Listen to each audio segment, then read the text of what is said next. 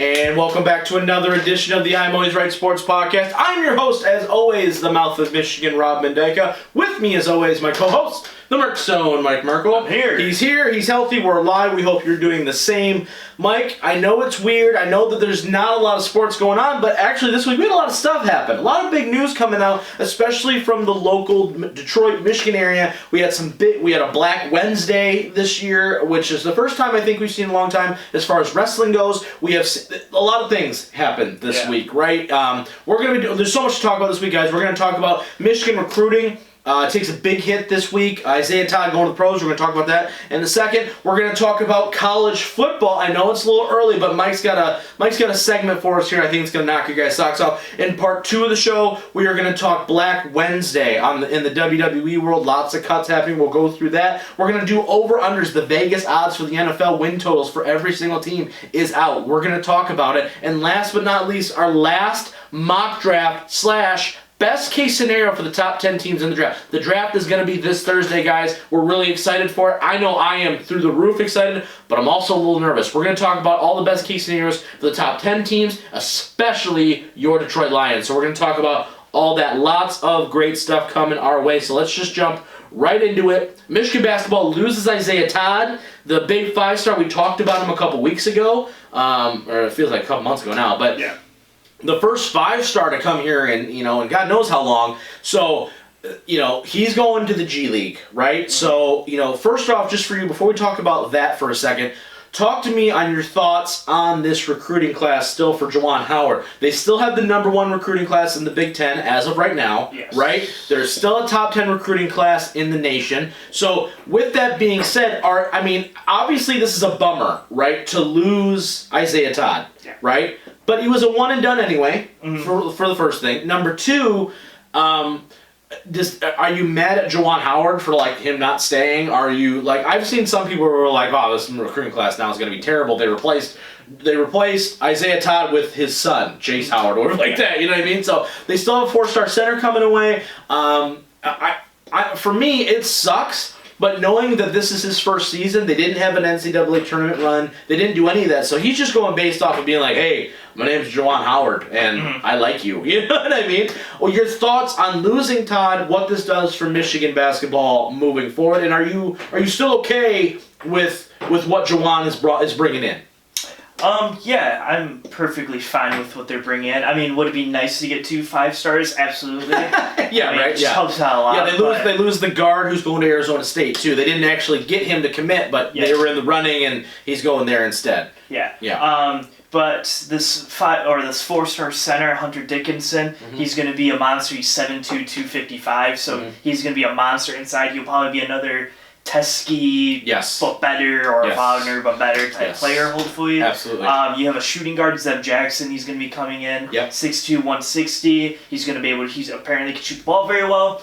So we need that because we need that playmaker that can get off the dribble and shoot very well. Right. And then we have Jace Howard, who is Juwan Howard's son, who's going to be coming in. Right. So I think overall it's a good recruiting class. We're ranked number 1 in the Big Ten, 8 overall. So overall we're having a top 10 recruiting class in Michigan. And I think this is a little bit different than what a lot of Michigan fans are used to. With Beeline, it was never, ever, ever a top 10 recruiting class. You know what I mean? It just wasn't, right? They would land a guy, maybe. But that speaks to how good Beeline was as a coach. However, in this particular scenario, the only downside I can see with this, right, is until obviously they haven't played any minutes yet. But with the one thing we've always talked about with Michigan basketball is they don't have the guy, right? And we thought Isaiah Todd was going to be the guy, So hopefully one of those other guys becomes that. I don't know if Livers is going to stay. I know he's committed, but he's also kind of him-hawed on maybe staying for another year.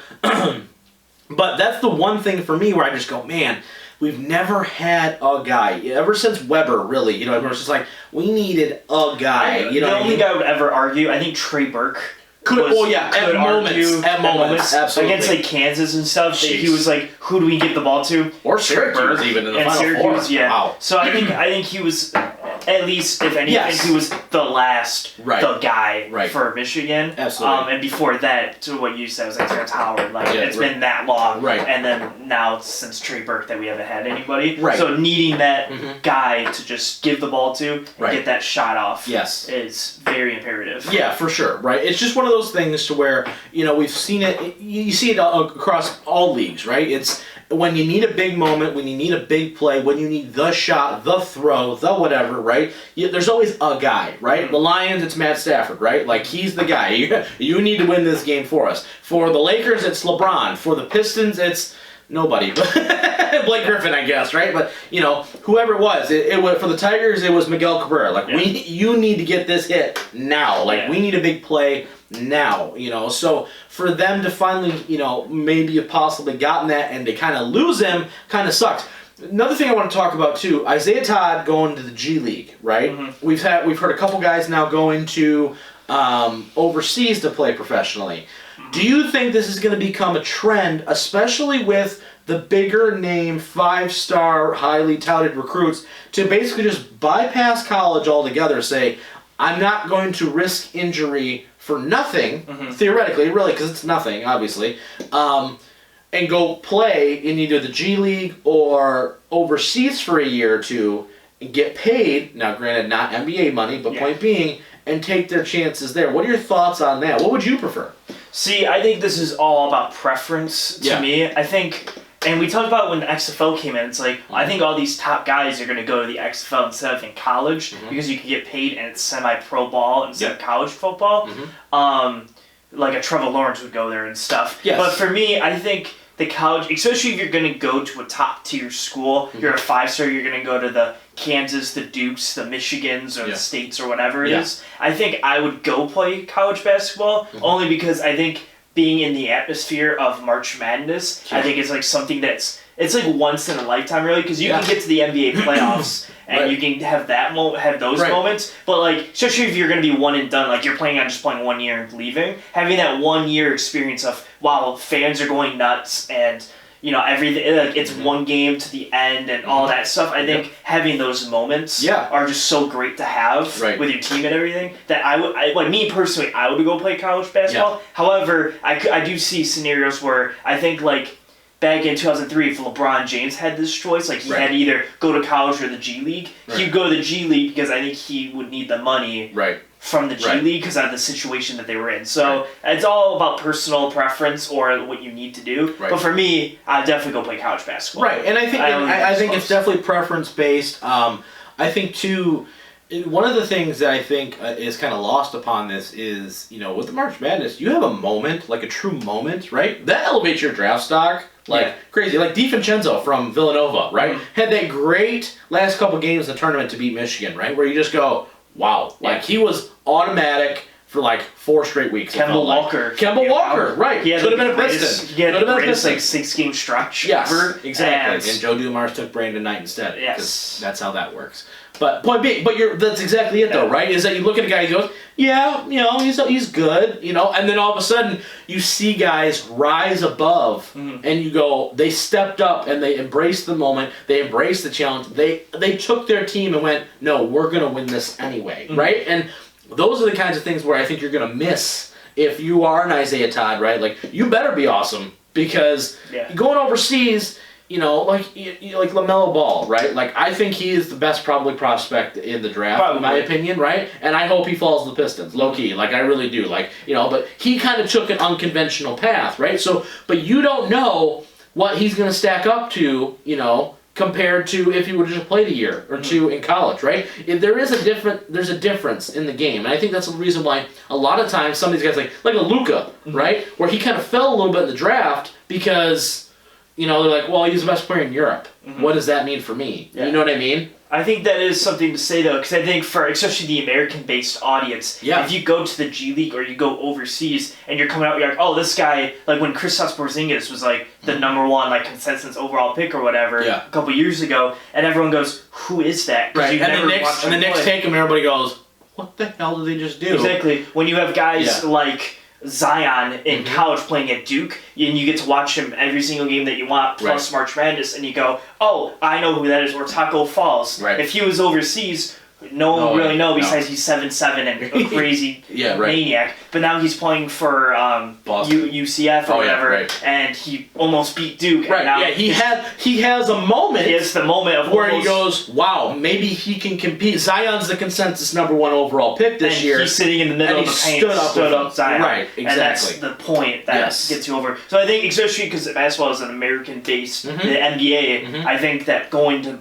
the March Madness tournament and playing college basketball helps me to like watch you, because I don't watch European basketball. No, I don't watch the G League, but I do watch every single college basketball game that I can and every game of the tournament. I have 4 TVs set up for the tournament itself. So I watch everything from the tournament. Absolutely. So, right, for sure. And you see guys where you go, oh yeah, that's a player. That's a guy. Right, exactly. So a little bit different take, obviously, but sucks for Michigan. Hopefully we're going to see next year we'll actually have March Madness, hopefully, and all that good stuff. So, you know, Juwan Howard's just like, man, I can't catch a break. All right, let's jump in now to some college football. I know it's a little bit early to talk about this, but Mike, we were talking off air, and you brought up something pretty interesting. So I'll let you kind of take the floor here and explain. Oh, you're going to let me I'm letting you take the floor here.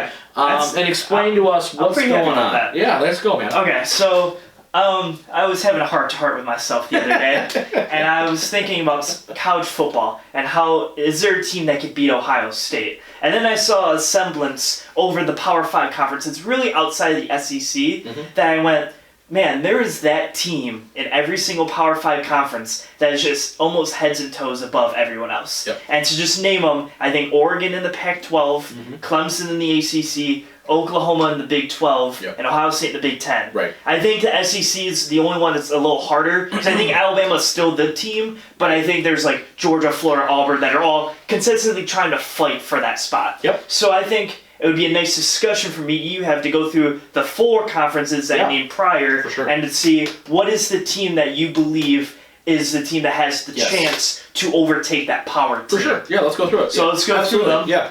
We're going to start with, I think, the hardest one, the ACC. Yeah. So in the ACC, obviously, you have Clemson. They are Clemson, one of the best teams in college football. Right. And I think after that, it gets really tough because you don't really have that next team, really. Right. So I'm going to give you, I'm going to hold out this list here. Oh, Lord. What team do you think has the best shot? I think, honestly, I'm going to go just kind of on a whim here. I'm going to say maybe Miami. And the reason why, we were talking about rankings earlier in the show, right? They got a big recruiting class coming in, right? It's still the University of Miami. They haven't been what they've been in years past, right? I think Virginia is Virginia. I don't think anything.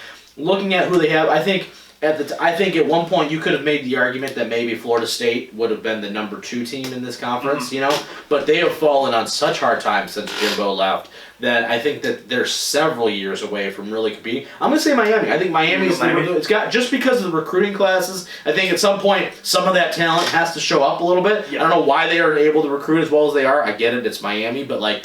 Outside of like weather purposes, there's really no reason to go to Miami. Yeah. But I think that Clemson, especially right now, you got Trevor Lawrence for a whole other year. After that, I don't know, but you know what I mean? It's kind of one of the things where, like, you know, Dabo is clearly taken over as the number 1 coach in the nation right now. I think he's over Saban right now. Oh, yeah. So with that being said, I just think that Clemson is pretty far away right now, but I think that Miami, with some of the recruiting classes they have, I think they're pretty close. But I think Virginia is right on Miami's heels. I agree with you in both halves. I'm going to go Virginia over Miami because I think I think they're like right there. Yeah, I think that Virginia they won the Coastal last year, which is the opposite of the Atlantic that Clemson plays in. I don't think anyone in the Atlantic can do it because I think Clemson, even if say they lose to Louisville, I don't think Louisville can win all of the games in that division to win that side. So I think that Clemson, even if they get a loss to a Louisville or FSU or Syracuse, they're going to win out the rest of the way, in which case I don't know if another team can go undefeated and or with 1 loss in that side. But I think a team that can win the Coastal consistently, if Virginia or Miami, can win it year after year and have shots at Clemson. And the more shots you get, one of them has to stick eventually and get them out. So I think I'm going to go Virginia and you take Miami. Yeah, sounds good. We're going to take the Big 12 next. Right. Big 12 isn't split up into 2 different conferences. It's just the top 2 teams. Right. Oklahoma has won it the last 5 years. Good Lord. So who do you take? It's hard for me because I want to say Baylor. I really do. but I still feel like Texas, for whatever reason, I don't know why. I don't know, maybe it's because it's bias. I don't know whether it's because, like, you think Texas, when you think Texas, Oklahoma, you kind of link them together. Yeah. I like Tom Herman as the coach. I'm going to say maybe Texas long-term over Baylor just because of that. Baylor, to me, is a very streaky football team where you'll have a couple years where they're really, really good. You have a couple years where they're really, really bad. So it kind of, I think Texas is trying to get back to that, where they were consistent year in, year out. I think they are close. I think Oklahoma is a team that needs to start watching their back a little bit, quite frankly, because how often do you have back-to-back Heisman Trophy, winners, right? And then you have Jalen Hurts then transfer over, you know what I mean? I think at some point, the Big 12 as a whole, I think needs to catch up with the rest of the country, quite frankly, as far as like the top-tier teams, because no one plays defense in that entire conference. Yeah. You know what I mean? So I think they need to kind of hurry up and kind of get with the program a little bit. But I think those three teams, like I don't think Kansas State. I like actually Iowa State's coach, but I don't think they're never going to get the talent to overtake. I think I think Kansas is trying to do something with Les Miles there. But Oklahoma State, Mike Gundy's been there forever. When you're only known for a mullet as a haircut, not for your coaching ability, there you go. Yeah. But I'm going to say Texas by like the slimmest of margins. I think Texas and Baylor flipped this year, but I think if there's going to be a team to do it, I think Texas is the team. I 100% agree. Yeah. And I say it because I saw this Baylor team this past year was really good, and their only 2 losses this year were to Oklahoma. Right. So obviously at that point you're like, well, you're not there yet. Yeah, right. And so I think Texas fights Oklahoma hard every single time they play, and their quarterback play is getting a lot better. And that's the thing too. And two, they have to. You just got to find some semblance of normal, too. Yeah. You know what I mean? Texas went through such a big upheaval after their national championship with Vince Young, where it's like they were there, and then they got there back again with Colt McCoy. They had a guy ready. They've never had a guy. Since then, you can't name a Texas quarterback, to come out and do anything of any sort of relevance. So they have a coach that they believe in. The scouting is there. The recruiting is there. You're still the University of Texas. You know what I mean? They've lost several games this year where I thought they didn't really deserve to lose. They kind of blew it last second. They need to clean that crap up. And I think they're right there with Baylor this last year. And I think they make the run. Okay. Next up, we're gonna hit the Big Ten last out of the floor because that's our home conference. For sure. So next we're gonna hit the Big Pac-12. Boy. I'm putting Oregon as the team because I think when you think Big Pac-12, you think Oregon. Yep. So what is the team that you think can overtake Oregon, or at least be on the level with Oregon? Utah's tough. I'm actually going to go with USC. And the reason why I'm going to go with USC is a couple reasons. Number one, I know how this committee thinks, and Utah, unless they go undefeated, will not make the Final Four. It ain't happening. Yeah. Sorry about you. It's just not. You know what I mean? Oregon still had to play almost perfect ball to get in, right? And they're considered now one of the upper echelon, team. Even when they're not very good, everyone's like, oh, Oregon's good, right? Yeah. You know what I mean? Like, everyone thinks that. USC is getting back to that, is really what is my thought, right? Once again, another team like Texas, where we, for our childhood, was like, they were the team. Reggie Bush, Matt Leinart, Pete Carroll, all that goodness, right? And all the recruiting violations are gone. You've got a solid foundation now where you just go, this team could be something again, right? And I'm looking at this. Oregon State's not there.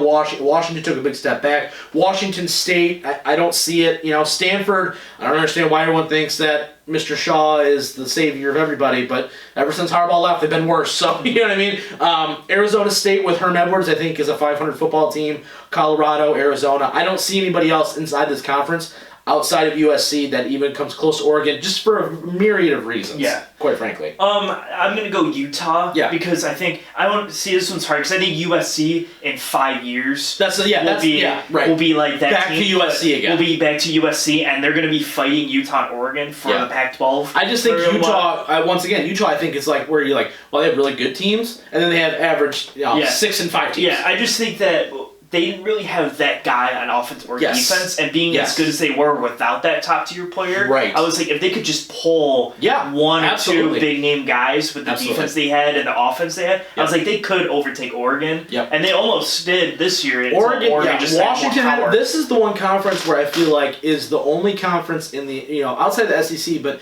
SEC still has blue blood teams where like it's not shocking to see Auburn win it compared to like this is the only conference where I feel like Washington won the Pac-12 this year. Like 2 years ago when they won the Final Four, I was like, okay, I guess. You know what I mean? Only conference in football right now of the majors where you go, sure, let's just go with that team. You know what I mean? All right, and now we're going to hit our final one. Oh, boy. Our home conference, the Big Ten, led by the Ohio State Buckeyes. Yeah. Have been dominant for... Shout out to Ellie. Yeah, shout out to Ellie here. Penn State won it a couple years ago. Michigan State's won it. But it's really been the Ohio State show for the last 10 years or so. Yeah. Who do you think has a chance? Honestly, nobody, quite frankly. Like, if I have to pick a team... I'll say, here's my problem with the Big Ten, right? Yeah. There's always so much talk about how stacked the Big Ten is every year. And to a certain extent, I agree. However, we have some of the biggest choke artist teams in this conference, right? Outside of Ohio State, Penn State, okay, great, you won the Rose Bowl, but you wouldn't have lasted a minute against any of those 4 teams, against anybody, right? Wisconsin... Every year, everybody talks about how great Wisconsin is, and they blow it every year against Ohio State or Michigan, or they lose or something stupid, right? Yeah. Iowa's never going to be good enough to do it. They don't play a more explosive, good enough game of football to do it. Minnesota ain't. I'm sorry, it's not happening. Even with PJ Fleck, you can row that boat across the world 3 times over, ain't happening. And Michigan and Michigan State are just as bad. Michigan's the most overhyped team in the nation every year, I feel like. We're the Dallas Cowboys of college football. And that sucks for me to say. I'm wearing a Michigan hat right now, but it's very frustrating because, as we've talked about on the show, and I think we're in agreement, until I see it, I can't believe it. You know what I mean? So, at Michigan State, I don't know what the hell's going on there. You guys you're in for some dark days, my friends. But Ohio State right now is so clear and above everybody else in this conference.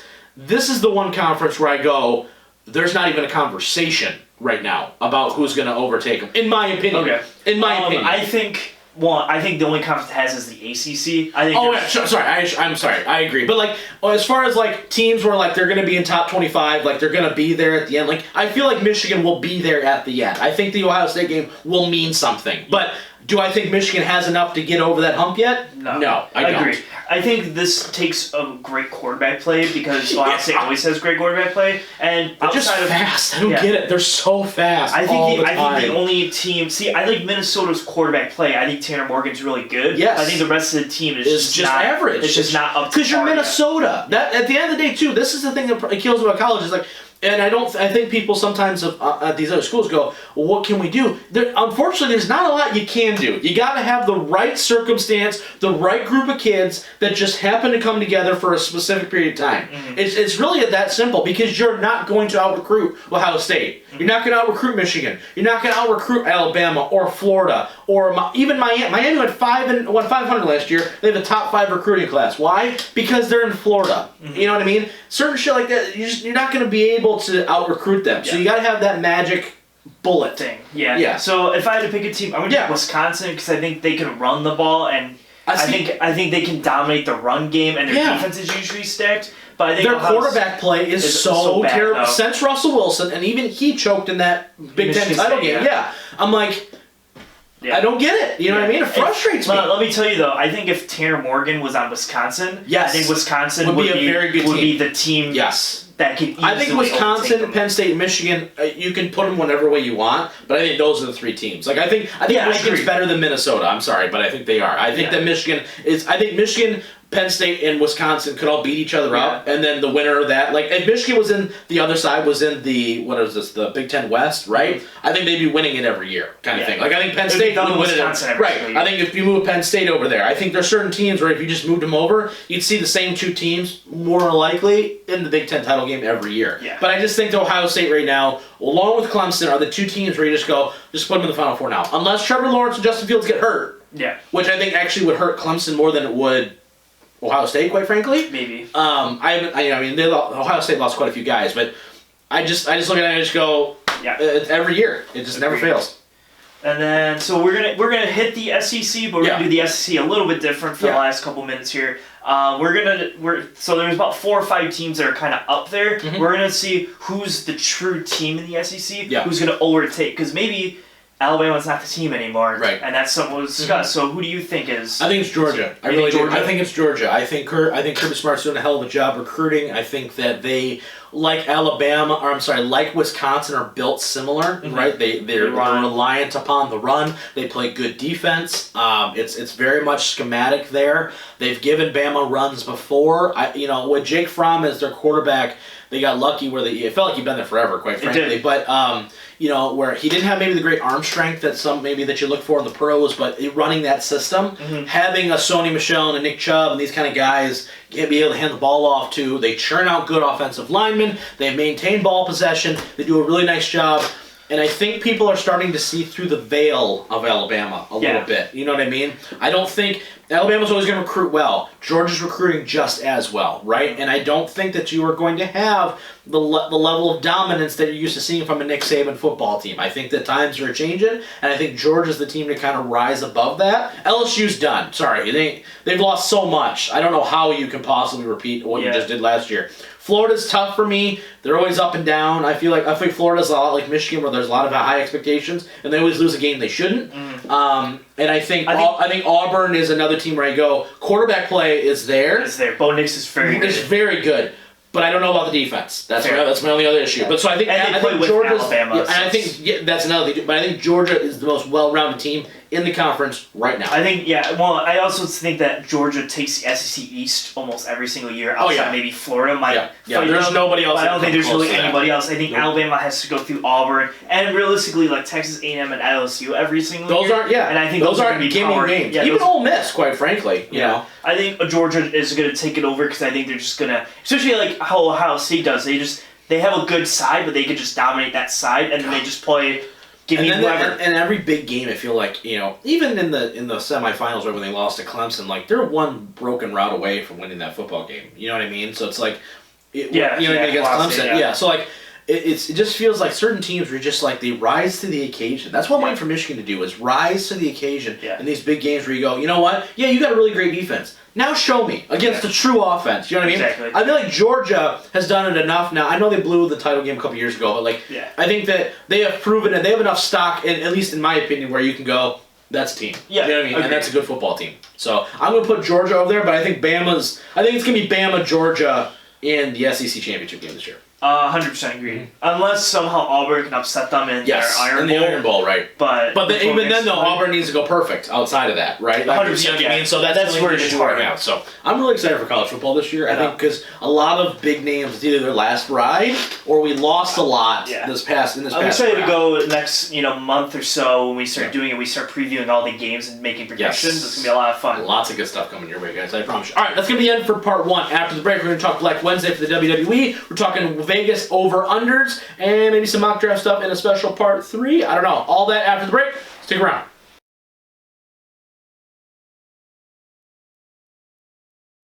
And welcome back to part 2 of episode 73 of the I'm Always Right Sports podcast. Mike, let's jump right into it here. Black Wednesday in the WWE this past week. Lots of cuts.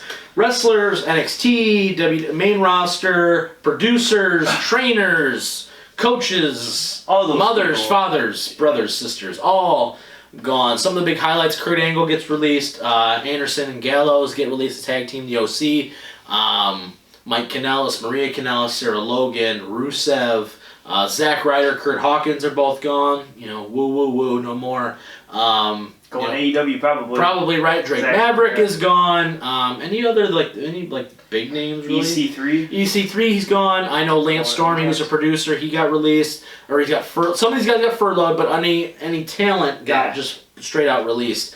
Heath Slater's gone. There's a lot of some of the everybody recognized. They weren't being used on television very much, and so on and so forth. But they're gone. Mike, just your thoughts on the releases. Do you think any of this could have been prevented? You're spending millions of dollars every time you bring in a Goldberg. You're spending lots of money on Edge. You're spending lots of money on Brock. Yeah. Some of these part-time guys, and you got guys every single week that are on the road, ready to go, and and now they're being let go. Your thoughts on the cuts? Is it better off long term? You think for some of these guys? For the guys, yes. I think for WWE, I think eventually they might get hurt. Mm-hmm. And the reason I say that is because the shows that nobody really watches, like the main events and stuff, are usually just filled with like the EC3s and stuff. Mm-hmm. And when you don't have those guys, now you gotta find people to go onto those shows. Yeah. Plus, you kind of just have matches where you're just on Raw where you'd be like, oh, let's just throw Apollo Crew or like Hawkins and Zack Ryder at a tag match against AOP and let them get killed or whatever. Right. But at that point, at least you have that team that you can kill instead of a better team. So I think just having that lower level talent, it's kind of nice to just like we just need a match idea. Right. Aleister Black, we need someone for him to kill. Let's put EC3 in there, so he can kill EC3. Everyone kind of knows EC3, but at the same time, it's not like we're not killing a guy because we're not really using him. So I think those guys are always important. But at the same time, I think for the guys, they're like, okay, so I'm going to Impact or I'm going to AEW or whatever. They're like, or Ring of Honor, or New Japan or whatever. Yeah. So NWA, like Sayonara, they probably want out. I think there's quite a few guys too that I think are going to make a bigger impact. Like I think Mike Kanellis and Rick Kanellis, I think can make an impact, literally in Impact or in Ring of Honor. I think they go either place. I think Gallows and Anderson, I would assume, are going to go back to Japan. I would assume so too. But if they don't, I think they can make a great tag team in AEW. I know the Revival's another team that they got released separately, but that's pretty much a guarantee they're going to wind up in AEW. I'm sure as the Revolt or whatever. Is there a single talent or an act, like Hawkins Ryder or whatever, where you think that they're going to make a much, much, much bigger impact? Like you can foresee a guy or a tag team being like, they're big, like they're up there on the card, like they're top tier talent. I have a few. Yeah. I'm gonna go first. I think Ryder could have a great run in AEW as like a singles guy, or they bring in Kurt Hawkins. Yeah. Because I think Cody likes him, and they have these cool Sweet Life of Cody and Zach or whatever, like ideas that Cody was putting out. I was like, that would be awesome. By the way, I think Zack Ryder would be good. I think Gallows Anderson going back to Japan and being a tag team because they need tag teams in Japan. Oh my gosh, I think they could just go in and start dominating that division again and have great matches with God. And I think Rusev, because he's so over in WWE. If he goes to like Ring of Honor or stuff like that. If Rusev goes to Ring of Honor, that's a big coup. Because I think that he can get so over and he's like an instant TV or world title contender away. Absolutely. So I think all those companies benefit from these guys. I think the guys benefit. And so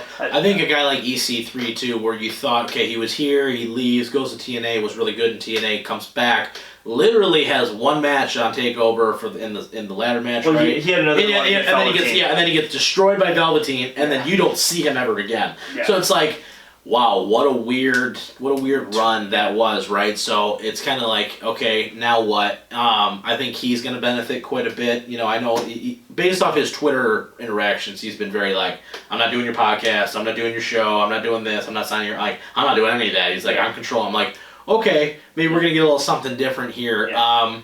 I think even guys like a Heath Slater would do great business for Ring of Honor or NWA, 100%. As a television mid card guy. Like I think certain guys like that I think are gonna go in. Like I don't think Heath Slater going to AEW makes a hell of a lot of sense. You know what I mean? Because I think he's gonna fall right back into the same kind of thing he's in now. But I think if he goes to a step below that in ROH, in NWA, I think that's where, I could see like I look at a guy like Juice Robinson who's done so much in Japan. I think Heath could be that guy for one of those companies almost, where it's like, what the hell is this? Because he's good in the ring, he's entertaining, he's a funny guy. Is there anybody where you shocked by that got released? Not really, to be honest. I thought Gallows and Anderson was shocking. Those are my big ones. But I also think that with AJ getting buried, they weren't going to use him at all. Right. And then I think they were now going to repackage AJ to something else. Yeah. So then I was like, so Gallows and Anderson is just going to be a tag team again. So they don't really need them. Mm-hmm. And I think Rusev, because I think he was so over with the crowd. Yeah. That was like, the fact that they weren't using him, and then like now they're just like releasing him. I was like, he's going to be a huge pop. And like a huge guy wherever he goes now, so I think he's also another guy. Yeah, I think it's tough. Decisions like this are tough on the business as a whole.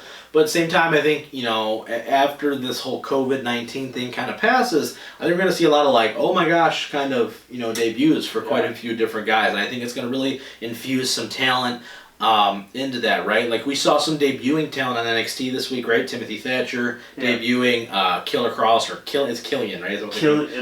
Killian Cross, right? Yeah. Which he's going to be a big star for them. So it's weird how you kind of feel. How do you feel about that? If we're going to go off topic for a second, because Ciampa loses storyline wise, he loses, so he's supposed to be done with NXT. But if he attacks him and now Ciampa stays in NXT to fight him... Was he done in NXT or was he just done with Gargano? I'm pretty sure it was supposed to be done with NXT. I think that's what Triple H said. Which is why I was confused, because maybe I misread it. I was like, maybe the rivalry is done. I think it's the rivalry. But I thought it was like, okay, if you lose, it wasn't, the stipulation wasn't loser leaves NXT, but it was like, if you lose, like, you need to leave. I think they are going to, unfortunately, I think Ciampa is running into the situation where Gargano is a little bit, where he's going to fit that role of, he's over, so we're going to use you now to get other people over. So that's why I don't think he got the world title back, was because of that. You know what I mean? You notice how you've completely distanced him completely now from Adam Cole and Undisputed Era completely. You know what I mean? Like, where you got Velveteen. Like, at this rate, I don't know who's taking the title off Cole, because I don't think it's going to be Velveteen. It shouldn't be, quite frankly. So, like, Cole's going to be champion forever, which on some degree I'm not mad about, but another degree I'm like, kind of want to see him on the main roster here a little bit. But, well, because I think the era getting a little slow now. Yeah. And I think it's also hard because I think that he honestly would have lost his title WrestleMania weekend on a normal set probably. Or whatever. Like, he would have either lost it on TakeOver or lost it on WrestleMania, or however they were going to run it. But with the COVID stuff, now they're like, I guess we'll just keep it on him. Right. Because temporarily until SummerSlam or something. Yeah, it's tough. You know, I think everyone's a little bit at a standstill right now. But to answer your question, though, I think that's where Ciampa's at right now. I think he's in the business of making, and I think at some point maybe he does get back to the world title, but I don't think it's right this second. But I will say this, though, before we switch over to the Vegas odds for NFL. Mr. Cross is going to be a humongous star for that. No pun intended. Like, he's going to be with Scarlett Bordeaux coming in as his valet when they're actually like a thing, like a couple in real life. That's going to be a heck. I'm honestly a little surprised he's not already on the main roster.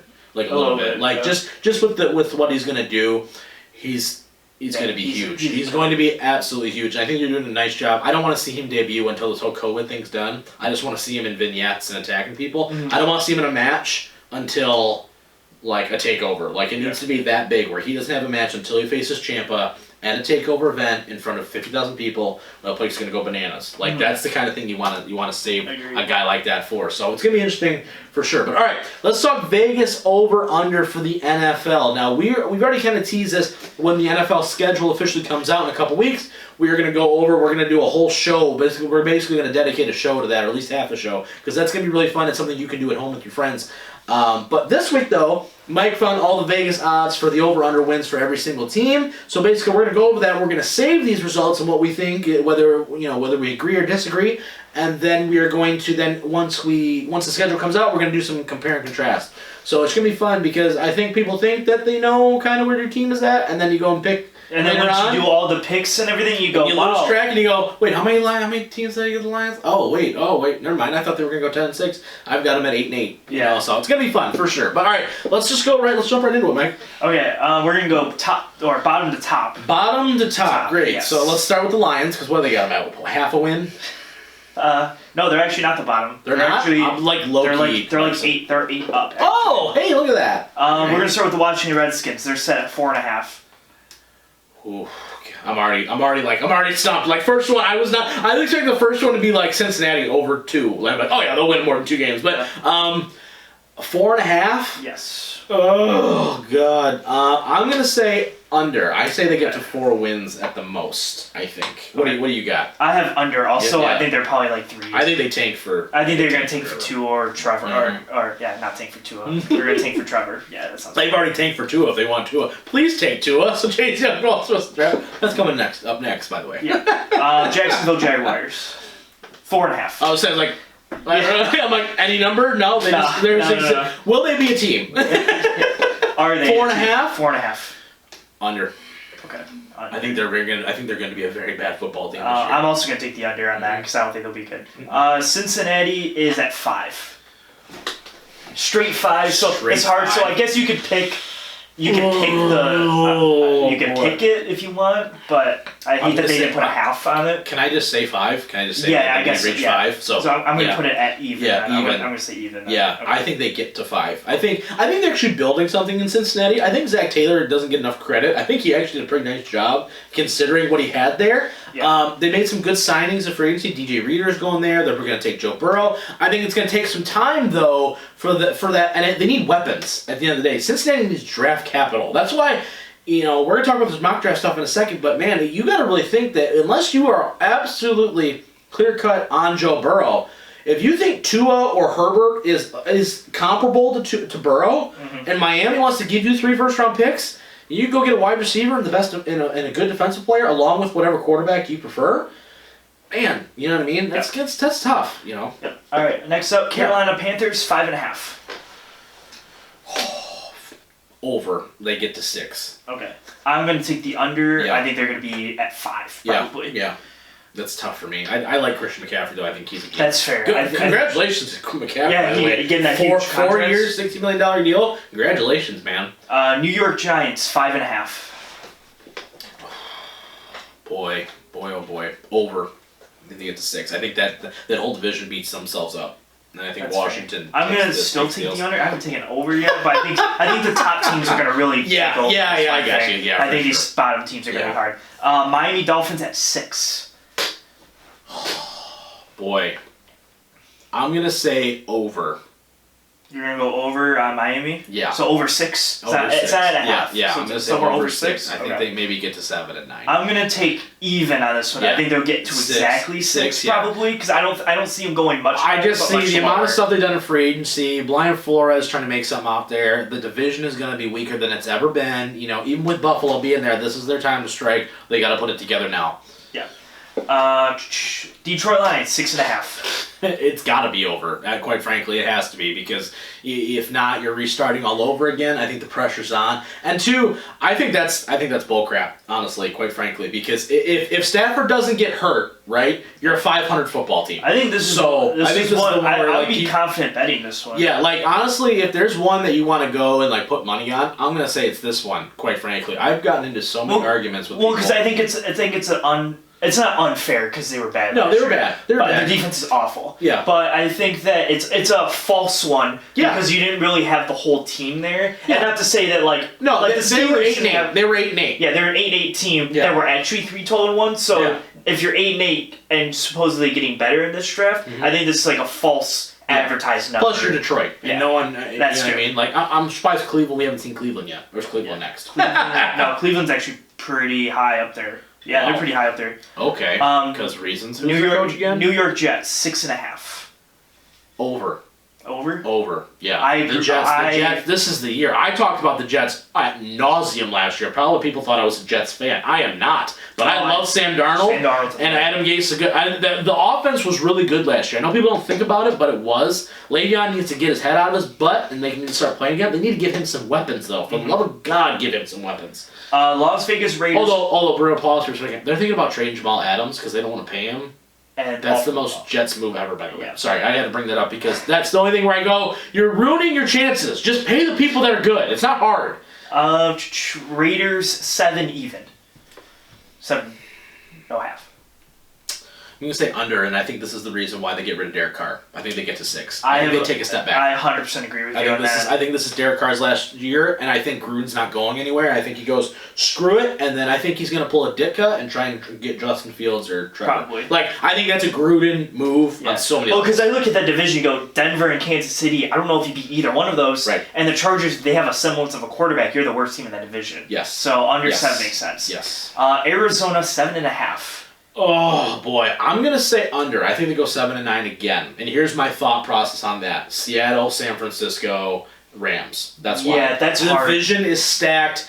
I think the Rams are going to be the worst team in the division, but I think that Arizona is going to find it tough. I don't think they beat Seattle in either game, quite frankly. Okay. And I don't think that I think they play San Francisco tougher, but I don't think they beat San Francisco either. I'm going to go over to 8-8. I'm not going much higher over, but I'm taking the over. I think they just miss it, and I think they go, I think they're going to be such close games where they think, man, if the ball goes the other way that one time, they're easily 9-7, 10-6 with what they're doing. But also, too, I need more on the defensive side of the ball. They're going to probably take an offensive tackle, which we're going to talk about here in the next part of the show. Yeah. But, yeah. All right, let's keep going. Atlanta Falcons 7.5. Under 7 and 9. 100% agree. I think Dan Quinn gets fired. I think they're going to give up a lot of draft capital to go draft a wide receiver or something like that, and I don't get it. I've never agreed more. Denver Broncos 7.5. Over. Barely, though. I'm going to say 8 and 8. Okay. I'm going to go over. I think they have a potential to go 9 and 7-ish, and maybe make that 7th wild card spot that we have now. Vic Fangio's a good coach, guys. Yeah. Vic Fangio's a very good coach. Houston Texans 7.5. I feel like this is a dip, but because you lost Hopkins and you don't really have a defense, I think this is probably why it's set at 7.5. But the division's so butt though. That's the problem. I know. So I'm going to say over, but like barely 8 9 or and something? 7. That's but like you got 5 wins probably. yeah, probably. You know what I mean? With how- yeah, besides Tennessee split probably. Right. I think you beat the Colts pretty easily, and I don't think Jaguars have any idea what's going on. So LA Rams. that's so gross, by the way. Ugh. LA Rams 8.5. Under. No way. I No take the under. no There's no way. I think they're at least 8 and 8. If No not. freaking way, dude. Like, it's not even... Like, if they go 9 and 7, I'll eat this plastic Propel bottle live on the show. There's no way they get to 9. Now this one shocked me a lot seeing it. Green Bay Packers 8.5. Yeah, you know why? And you know what? Finally, Vegas got it right because they were a fake 11 and 5 last year, 12 and 4, whatever the hell they were. They were. Let's be real. They mean, should have it's fair. lost to Detroit twice. Once with a third-string quarterback on the dang team. So I don't want... No. What is it, 8.5? They're still over. I'm still going to take the over. But I think that it's a lot... The NFC North Division this year, it better be a 3-team race, gosh dang it. The fact that we haven't talked about the Bears yet is appalling. Appalling. What's next? I don't care. The fact that they're even on this list that high is ridiculous and 100% agree. stupid. Chicago Bears 8.5. Under. Are you kidding me? You don't know who your quarterback is going to be. You got a guy who can't stay healthy for more than 3 weeks, and you got another guy who couldn't hit water if he fell out of a boat. Are you kidding? I don't care if you have Khalil Mack. Get out of here. What are we doing, Mike? Come on. I'm just going over the Caesar Vegas. I know. I'm not mad at you, but my goodness. Like, I get it. It's Chicago. Oh, but come on. LA Chargers 8.5. The Chargers are 8.5? Yes. Really? Under. I am reading this off of the Vegas 2020 odds. Under. Ew. No. Maybe they know like draft stuff or something that's like maybe they'll take. No. I mean, let me put it this way too. I guess I shouldn't be as visceral as the Bears being as where they're at, but the Chargers have a decent offense, right? You got Austin Eckler, you got Mike Williams, got Keenan Allen, right? Offensive line's okay, not great, and the defense I think underperforms. So maybe not as well. I just don't think they get there. I think a rookie quarterback hurts. I think it does. I think it takes some time. Even Mahomes got to sit for half the season. Yeah. You know what I mean? Titans 8.5. Oh boy, this is the team for me that is one of the hardest to look at because you look at how this team is made up and you go, what they did last year. You go, yes, ride it on Derrick Henry. Mm-hmm. But if I know that, everybody a lot smarter than me knows that too. You know what I mean? And I don't know if Tannehill gets there. I'm gonna say over, but that's the worst division in football. Because I don't think there's another team I think other divisions overall will be worse record wise, but I think there's always one team that stays out above. I guess. I think I'm gonna take under because I think their schedule's gonna be really hard. Yeah, because I guess but they're playing the 2s though. But you have to take Buffalo's a 2. They're not 1. Yeah, that's true. And then you got who's the 2 in the north? Wait, no, Tennessee was a 1, weren't they? No, they were a 60. Texans were the 1. Oh yeah, you're right. Yeah, okay, yeah. But I think the 2s were tough. Yeah, that's true. Denver was a 2. We talked about the AFC though. The AFC's garbage. AFC's not very good. Hot garbage. Yeah. So I think that's why they get the overs because of that too. The AFC's hot garbage. Colts 8.5. Under.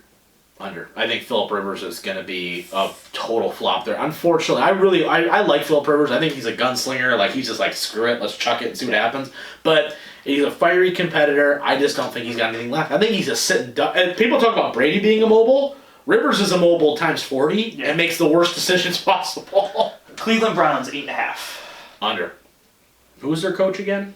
Kevin Stefanski from Minnesota, right? I'm actually going to take the over because I think they'll get to 9 because they have so much talent. They cannot not get to 9. I think Pittsburgh gets better this year. They do. I think Pittsburgh's better, and then I think you got Baltimore still. That's so fair. I don't know how they get there. Quite frankly. And plus, honestly, that and similar to the way I feel about Michigan. Until you do it, show me. That's fair. Show me. Patriots 8.5. Under. Ooh. I think they go 8-8. I think Jared Stidham gets them to like 6 wins or something like that. And everyone's gonna be talking about like, oh wow, Jared Stidham, and then they just go end up taking one of the best quarterbacks in the draft. Okay, I think they're gonna go over. I think they're gonna get to like 9 or 10. Cause really? It's still New England. Jets and Dolphins are still not very good. And that I think the Jets are gonna be better, and I think Buffalo's gonna be. I think Buffalo wins the division. Oh, this Buffalo wins the division. We'll get there in like 5 minutes here. Tampa Bay Bucks 9 wins, even, no halves. Over. I'm taking the over as well. I think Brady will get them to. I think something. I'm low key. Like I just have this hunch. Maybe because I'm a Brady guy. I feel like Brady's just gonna have like the Brett Favre Minnesota Vikings year. Yeah. Where he just goes and just throws 40 touchdowns. And everyone goes, what the hell? Vikings 9 straight. Over. Wow, that just killed your little heart. I think. Yep. I'm gonna take the over. I think they'll get to 10 probably. Yeah. They're going to be hurting on offense, though. I'm going to see if they draft a wide receiver early this year. Yeah. Steelers 9. Over. You think so? Yep. Hold on. Even. I take that back. Give me even. I just thought about it. I'm like, wait, you got Baltimore. That's what I mean. You have Baltimore. And honestly, Cleveland they're going to fight. I think they split with Cleveland, but I think they lose both games to Baltimore. I'm going to take the under because I think they'll get to 8. I don't think they're there yet. Buffalo Bills 9. Over. I cannot agree with you more. I think they're an 11-win football team. I do too. Yeah. Seahawks 9.5. Over.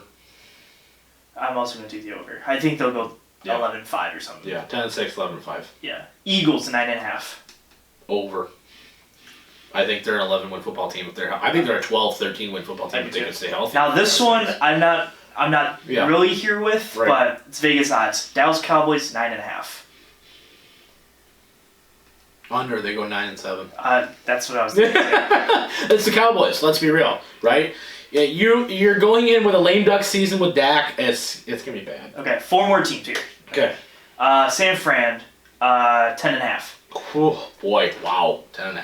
Jeez, that means you got to take 11. You got to take 11. Can you take 11? I think they go 10-6. So under? Yeah, I think it's them in Seattle last week of the year. They need if the NFL was smart, they'd book it like that too. I'm gonna take the under. I'm gonna take 10-6 also. Yeah. Saints 10.5. Damn. Oh boy. Under. I think they go 10-6. I think they take a step back, and I think almost that makes them better long term because I think it maybe gets them out of their head for the playoff run. I'm gonna go over with like 11, but I'm not very close. All right, last 2 teams here. You probably know who they are. Yeah, right. Chiefs 12. Jeez. I'm going to say it's 12. Must be even? Yeah. Okay. I can't just bank and go, yeah, you're going to go 13 and I'm going to say even because they're usually around the 12 and 14. They always drop a couple games where I go, they didn't have any purpose. Like, they should have lost to us last year. Yeah. Like, they absolutely should have lost to us last year. And the final team, Baltimore Ravens, also at 12. Even. I guess. 2 evens. Here's my logic. Okay. Right? Year 2 that's why everyone's so high on Mahomes because Mahomes year 2 got better. Yes. Right? Agreed. If Lamar doesn't get better, they will have a worse record. If Lamar is exactly the same as what he was this year, they will not be as good a football team. I'm going to take the over. I'm going to take 13. Yeah. Because I think that defense is still really good. Defense is amazing. I think Lamar's just ability. Maybe. Like I said, I for me, it's just hard for me to go like, oh yeah, guaranteed 13 wins. Yeah. You know what I mean? Like, once you get up there, it's hard. Okay, I cut track and I have all of them. Cool, good deal. All right, that's it for that. We'll revisit this list back when we get to the NFL schedule itself. All right, after the break, we're going to special Part 3 episode, our last mock draft / best case scenario for the top 10 teams going into Thursday's draft. After that, all beautiful stuff after the break. Hey guys, it's the Mouth of Michigan, Rob Mendyka, just reminding you once again that we have a brand new t-shirt store. That's belowthecollar.com / I'm Always Right PC, where you can buy all the latest and greatest I'm Always Right Sports Podcast merchandise, including the brand new IAR Sports Podcast logo shirt. We appreciate all your support. We appreciate you going to the store and buying the show. All proceeds from those shirts goes right back to the show to keep bringing you that same great content. Now here's a special Part 3 of this week's episode. And welcome back to a special Part 3, guys. We've been doing a little longer episodes because we've been trying to get more detail for you guys, and this week is no exception. Another 3-part episode this week, and we felt it was time to dedicate a whole segment of the show just to our final mock draft. It makes me a little bit sad, I'm not going to lie, because it's one of my favorite segments of the show, if not the favorite segment of the show that we've done over the past year and a half. But, Mike, it's the last one. It's going to be a little bit different. We're going to do something a little more fun, talk a little bit more at length, especially about the top 10. That's the sexy picks, usually, of the draft, where everyone kind of talks, including your Detroit Lions at number 3 as of this moment. Maybe there could be some trades happening. We'll talk about that. Mike's going to find a mock draft for us real quick, just one maybe off Walter Football or something that's updated regularly. We'll talk about what they take the pick, especially the top 10, and then we'll kind of go and say what's the best case scenario for each team. It's going to be one of those things where we kind of do a little bit more detail. Don't worry, next week on the show, we are going to talk about basically the entire draft, okay? That's going to be probably the first half, if not the whole show, because it's one of the bigger events of the sports year. So that's why we do a lot of coverage on it, especially here in Detroit, where it feels like this is our Super Bowl. Every year, it's funny. As the more times we've done this, and the more times we've really started to pay attention, as you get older, you start paying attention to this kind of stuff, and you see two ends of the side, right? It's one side, it's like, oh, best draft ever, awesome, it was super cool, it was the best thing ever. And then you have the other people who are like, well, they didn't pick the people I wanted, so clearly it sucks. And so you always have like the two ends of the spectrum, right? Where it's either the worst draft possible or it's the best draft ever, and then it's usually somewhere in the middle. So, all right, you ready? Oh, you yeah. okay? You okay? Like I was stroking out over here. I was stroking out. I was going through this mock draft. I was trying to find somebody. But they were taken a lot earlier than I thought. I missed the name, so I was like, where did this person go? And I was like, where are they? Okay. Don't worry, Curtis Weaver went in the second round. It's fine. We're okay. That's why. All right, so let's jump right in. First pick of the draft. Joe Burrow, LSU, going to the Cincinnati Bengals. All right, he's a quarterback. I'm going to ask my resident quarterback sitting to my right. I'm like a little worried that you have to do that, not gonna lie. Well, I was trying to make sure, like I said it, because like the camera and everything. Well, to the camera, I guess you'd be to the left if you're watching it. Yeah. Because like if they're watching the video, it's to the left. I don't know. Whatever. I'm dumb. It's fine. They don't pay me to be smart. They pay me to be right. Yeah, that's fair. the difference. All right. Joe Burrow, number 1 pick going to LSU, is pretty much guaranteed at this point. We really feel like, is this their best case scenario? If you are building the Cincinnati Bengals, is this the pick for you? Or, as we've kind of explored, but it hasn't really been talked about, is Joe Burrow, by all stretch of the imagination, the best quarterback in the draft? See, I don't think so. I think this is the rare case where I think you have him and Tua as like 1A, 1B. Like, I don't think you can really go wrong with either. And if I had to take one, I would take Tua personally, because I think you have more experience and you've seen more tape of Tua. Mm-hmm. Now, whether that helps or hurts you, we can decide, because you've had some games where you were like, I'm not as high on Tua. I think Burrow's clearly the best, for me at least. See, my only worry is I have trouble with like the one-year wonders, where I was like, Tua came in the national championship, won the championship, then he played great that second year, and didn't get there. Yeah, they lost to Clemson. Because they lost to Clemson. Right. They got destroyed by Clemson, actually. That's wild. And then the third year, they had like a down year. Your own argument here. Yeah, but I'm just saying, though, but you have Joe Burrow, who has a one-year wonder, but the previous 3 years, you were like, where is he? Right. You don't even know who the guy is until this last year. Exactly. So I would rather take the guy that I know can produce over the guy that I'm like, he produced for 1 year with a perfect circumstance. Right. But is he going to be that guy all around? I guess we're going to find out, I guess we'll find out. It's interesting for sure. If you I think Burrow's the best quarterback. However, I don't love any quarterback in this class, quite frankly. I would definitely, if you're Washington, you're in the perfect circumstance right now, because you're going to get the best player in the draft, and then next year you could potentially just go, hey, listen, we're going to be bad again, and then we're going to go take a quarterback that we actually want to take, because because it works out perfectly, because then you just go, kind of just segueing to Washington a little bit here, they're going to take Chase Young, right? It's almost pretty much, you know what I mean? So that's the number 2 pick. And you go, best defensive player in the draft, best overall player in the draft this year. Next year, we're going to be terrible. We can say we gave Haskins a chance. He was still bad because we're not going to give him any weapons or anybody to throw to, but that's fine.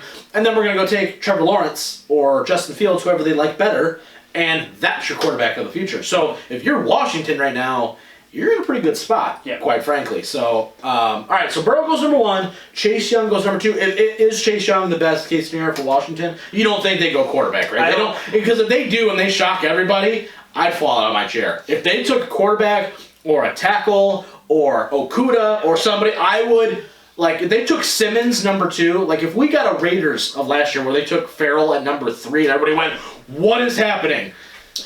I don't. I can't see that happening. No, I can't either. Only because you have Dwayne Haskins there, and I'm not saying Dwayne Haskins is anything right now. Like haven't seen it yet. He's a guy, right. but you have a guy who you can at least tell to the people that are going to watch, be like, listen, here's the plan. We're going to at least try Haskins out, and it's believable. Even if you don't believe that at all, you're like, okay, we're just going to wait for next year. In our room, that's what you want to do is wait next year to get Trevor Lawrence or whatever it is. At least you can give like, if you draft Tua, there's no chance you can take quarterback next year. No. And you have to know that Tua is like the greatest thing since sliced bread. Right. And I think he could be, but I think he also needs a great situation. I think all 3 of the top quarterbacks, you can throw Love in here too, because I think everyone's split on Love too, where I just go, I don't see a layup.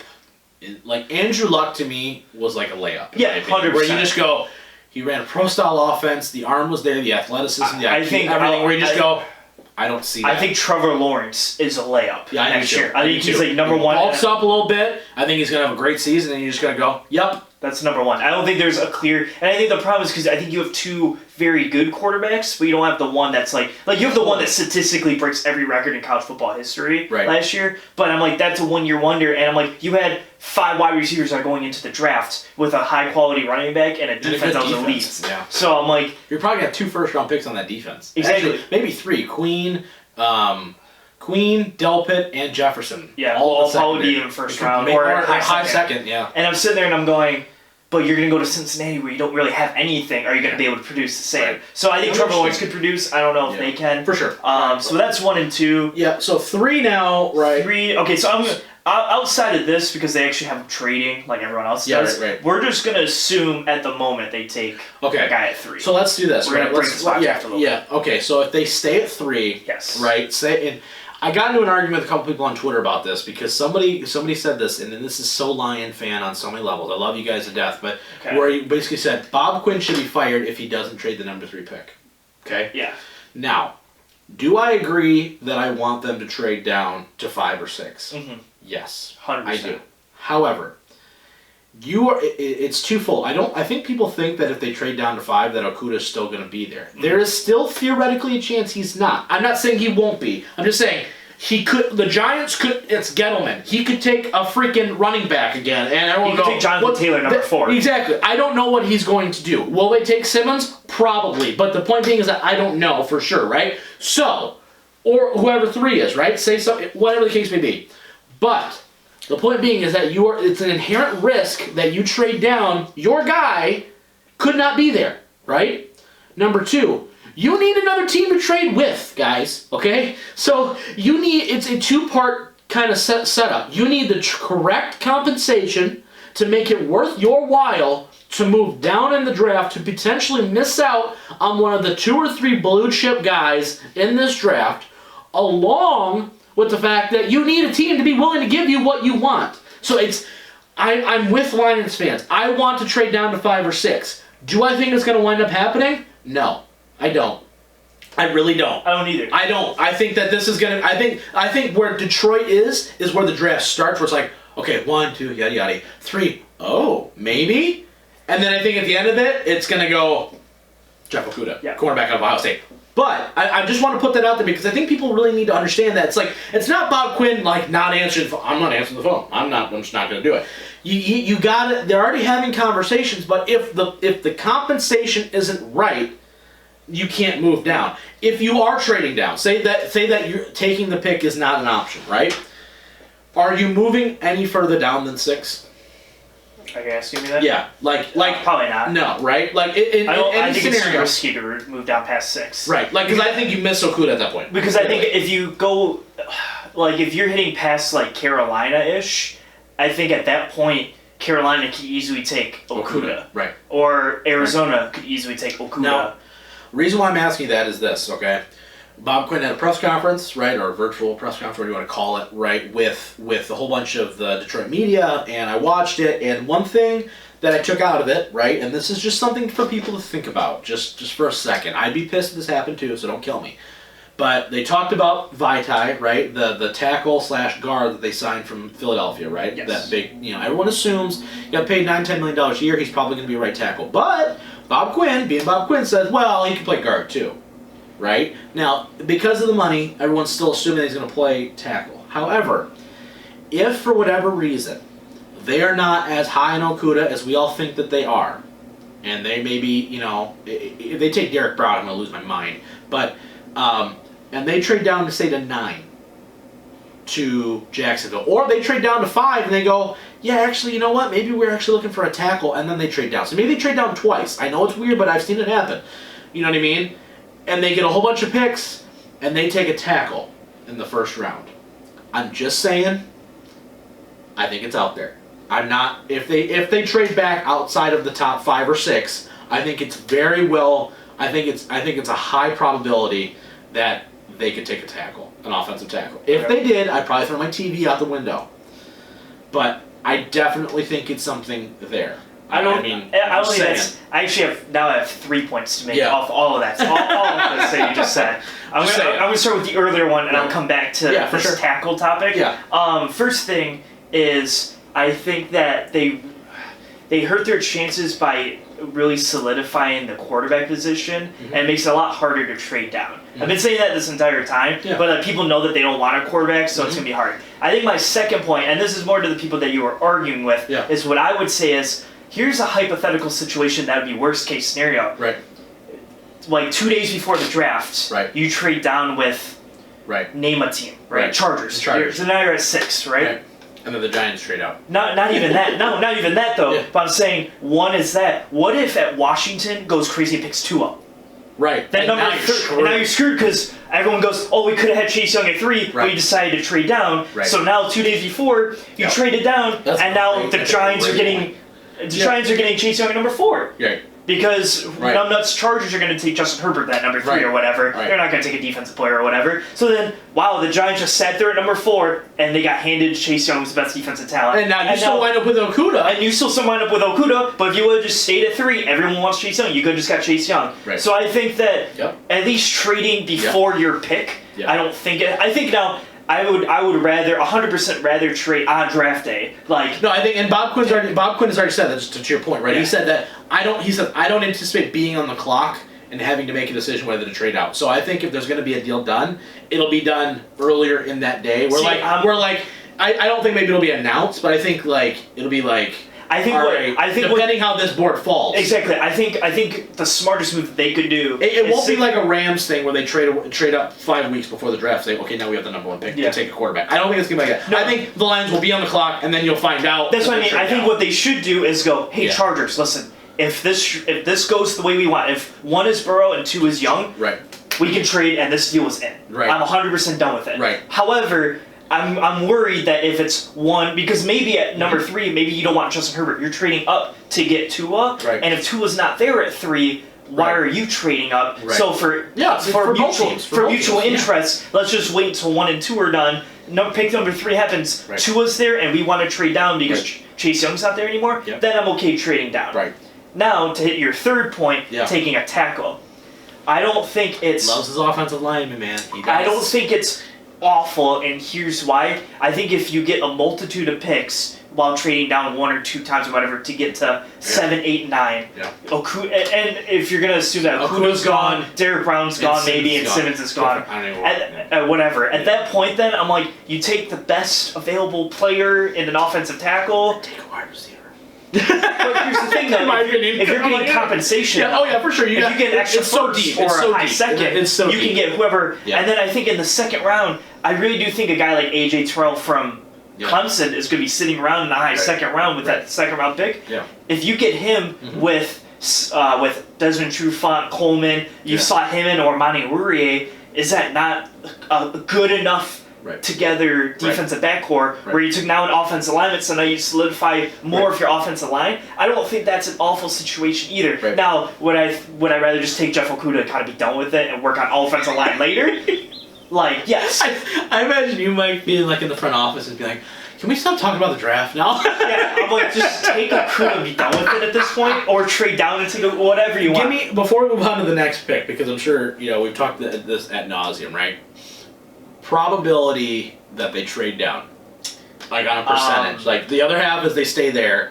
What's the probability? I'm really pulling towards there's like a 30% chance they trade down. Yeah. Because I don't see any, besides, okay, they get an extra second round pick from the Chargers, or a second and a later fourth or fifth, or whatever it is. I'm like, but I think... Remember, you are only moving down like 2 spots. And you're moving down 2 spots or whatever. You know what I mean? But I think the risk is there that I don't know if I want to take, because I don't know what the Giants are going to do.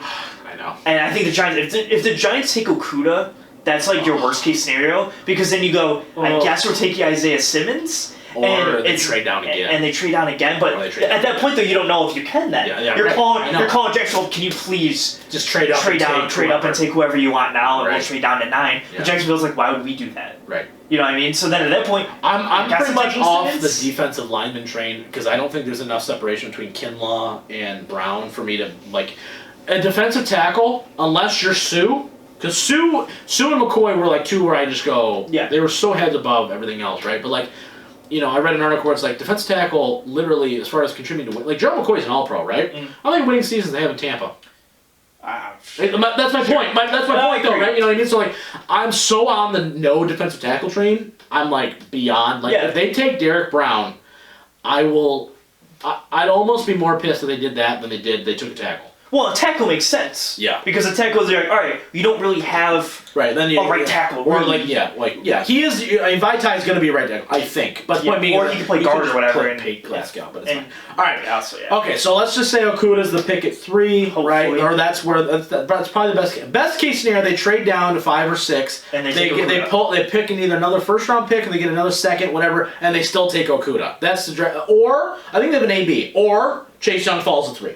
Those are the 2 scenarios. Those are the 2 dream scenarios if you're a Lions fan, in my opinion. I think even if Chase Young drops, I think you're happy with Chase Young, but you're like, man, there's a lot of depth at other spots in this draft where you go, man, that extra second round pick would have been really nice. Well, I think even, I don't even think it's worst case scenario if you trade out and Chase Young falls to 3 and someone else takes him. Because then, if the Giants took him at 4, I'm like, it's cool, I get Okuda at 6. Yeah. Because I don't think... Chase Young's amazing, don't get me wrong, yeah. but I'm like, we need corners. I don't really know about that D-line. We definitely need corners. We need a lot of things. But, all right, okay, let's continue on. All right, so number 5, right, 4, I'm sorry, the Giants, I think it's Simmons. I don't see them taking offensive tackle. Simmons can play everywhere, so, you have holes there, so I'm like, if you need him to play middle safety, he can be that. He can play linebacker. They're so heavy on just athletes, right? They traded for Jabril, they got Saquon. They just have guys that are just good athletes. I don't know what it is about the Giants, but that's what they like for whatever reason since Gettleman got there. So I think best case scenario for them is they trade down to 6 and Simmons is still there. Yeah. I think quite frankly, but I don't think it's going to happen. I don't think, unless the Chargers really like somebody, I want to jump and they can't trade with the Lions for some reason. At that point, I'm like, I don't know why the Chargers would jump that much. The only reason, unless Miami takes Tua and they really want to. Here's the only thing that I would say about the trading, especially from the Chargers and Miami perspective, is it's not so much that the Lions signed Chase Daniel, so they took themselves out of the quarterback market. It's more that, okay, what's everybody else going to do? What are the Raiders have 2 first round picks? Are the Raiders going to package 2 picks to move up, or is New England going to sell the farm to go draft one of these guys, or whatever the case may be? That's more my worry if I'm a Charger GM or a Dolphins GM, because especially if you're the Dolphins, imagine being the Dolphins, right, and saying, okay, Tua goes 2, Herbert doesn't, and then Herbert's still there, but you don't want Herbert, and you stayed at 5, right? You had 3 first round picks, and you missed out on your guy, and you're not going to be bad enough, I don't think, this year.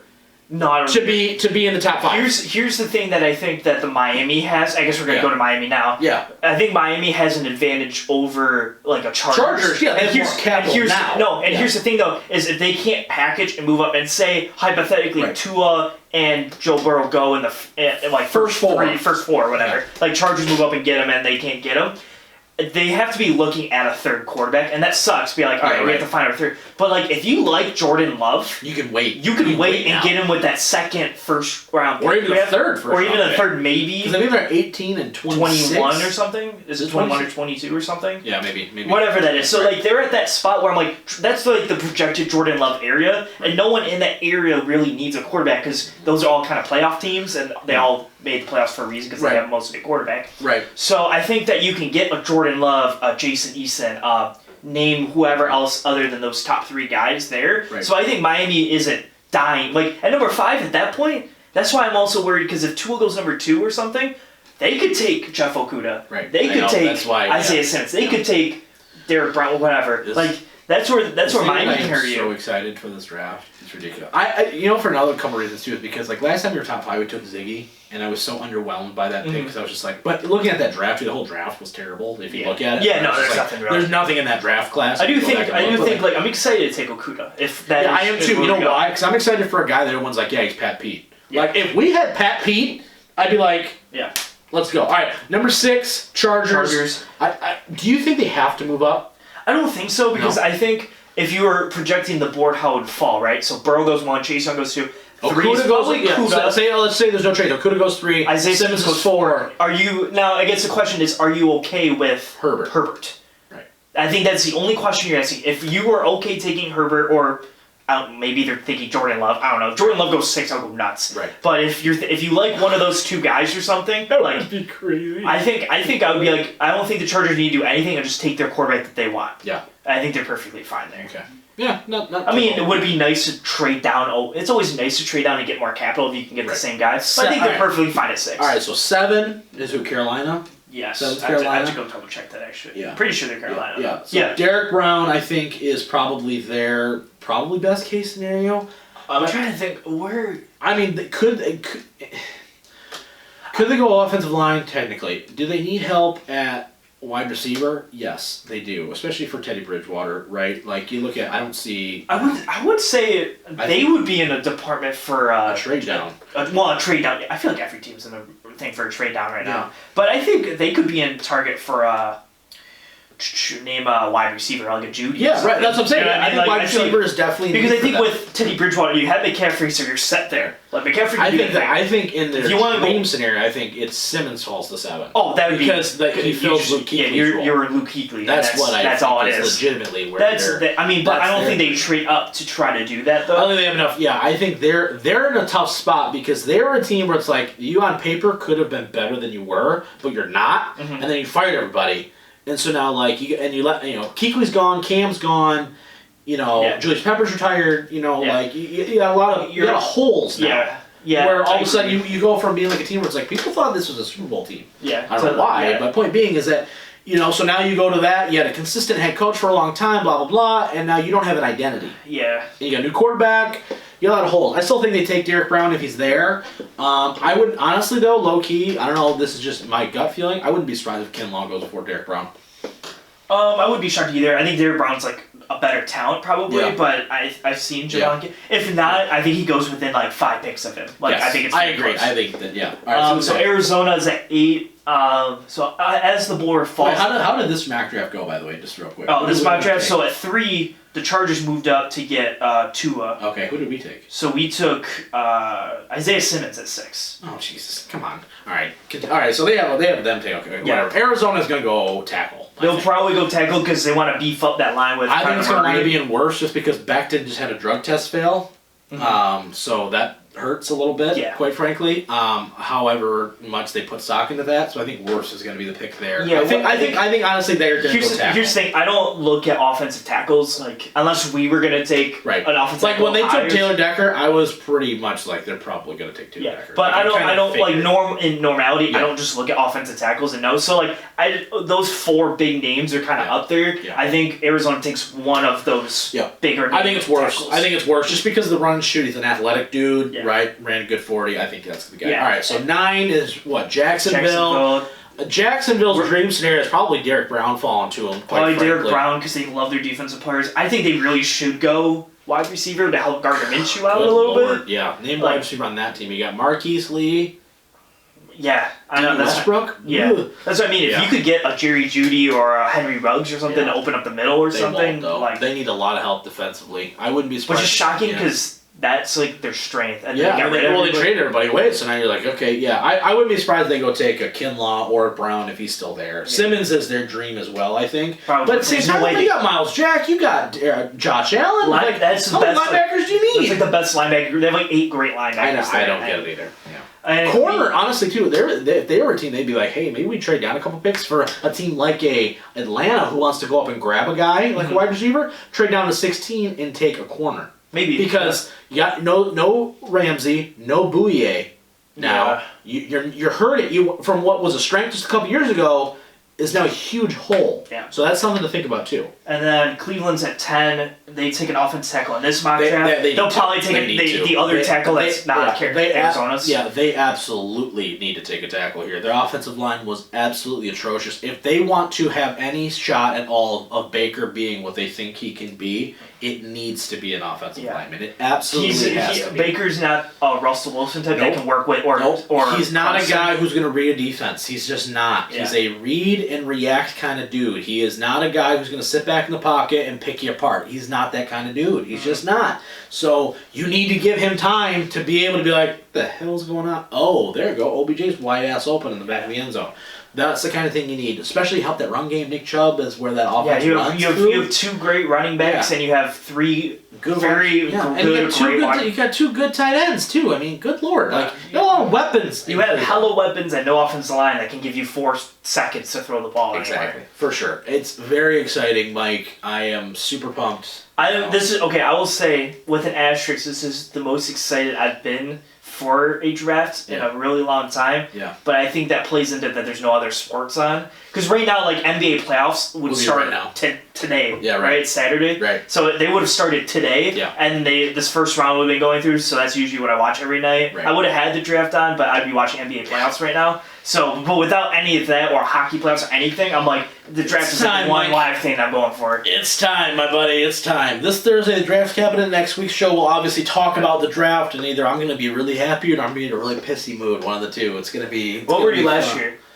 I was in a shock and awe kind of mode. Oh, it's because Hawkinson took Hawkinson yeah. and Tavai, and I went, I don't know what the hell's happening with my wife anymore. So I think it's going to work out actually low key about it. I think Hawkinson's going to have a good year this year, and I think Tavai. I think it can help out, yeah. Tavai's good. I think Tavai is Tavai's just going to force them to cut Jared Davis after this season. But anyway, that's going to be it for this week's episode 73. Once again, new shirts on belowthecollar.com/I'm always right PC. Go there, go to the site, buy a shirt, support the show. For the missing whaleman, for the missing brain, he's the Merc Zone. I'm the Mouth of Michigan, and we will see you guys, as always, next time.